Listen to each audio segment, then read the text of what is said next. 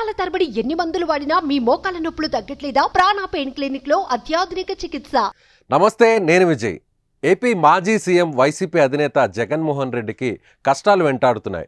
5 సంవత్సరాల పాటు సీఎం హోదాలో ఉన్న వైఎస్ జగన్ అక్రమాస్తుల కేసు విచారణకు హాజరు కాకుండా తప్పించుకున్నారని ప్రతిపక్ష నాయకులు ఆరోపించారు. సీఎంగా పనిచేస్తున్న తాను కోర్టు విచారణకు హాజరు కాలేకపోతున్నానని వైఎస్ జగన్ ఇంతకాలం కోర్టుకు చెబుతూ తప్పించుకున్నారని ప్రతిపక్షాలు ఆరోపించాయి. ఇటీవల ఆంధ్రప్రదేశ్లో జరిగిన అసెంబ్లీ ఎన్నికల్లో వైసీపీ ఓడిపోవడంతో ఎన్డీఏ ప్రభుత్వం అధికారంలోకి వచ్చిన విషయం తెలిసిందే.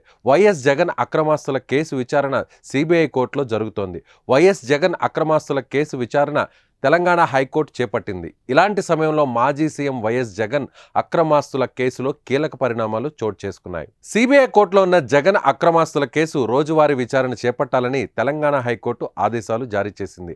హైకోర్టు ఆదేశాలతో సిబిఐ కోర్టులో ఉన్న మాజీ సీఎం వైఎస్ జగన్ అక్రమాస్తుల కేసు రోజువారీ విచారణకు రంగం సిద్ధమైందని తెలిసింది. వైసీపీ అధినేత వైఎస్ జగన్ అక్రమాస్తుల కేసుకు సంబంధించి గతంలో హరిరామ జోగయ్య హైకోర్టులో పిటిషన్ దాఖలు చేశారు. హరిరామ జోగయ్య వేసిన పిటిషన్ విచారణ వచ్చింది. ఇదే సమయంలో వాదనలు వినిపించిన ప్రభుత్వ న్యాయవాది కోర్టులో దర్యాప్తు సాగుతోందని హైకోర్టుకు తెలిపారు. వాదనలు విన్న హైకోర్టు కేసు విచారణ 3 వారాలకు వాయిదా వేసింది. ఇంతకాలం సీఎం హోదాలో వైఎస్ జగన్ అక్రమాస్తుల కేసు విచారణ నుంచి తప్పించుకున్నారని, ఇక ముందు ఆయన కోర్టు ముందు హాజరయ్యే కేసు విచారణను ఎదుర్కోవాల్సి వస్తుందని ప్రతిపక్ష నాయకులు అంటున్నారు. సుమన్ టీవీలో మీ పర్సనల్ అండ్ బిజినెస్ ప్రమోషన్స్ కోసం కింది నెంబర్కి కాంటాక్ట్ చేయండి.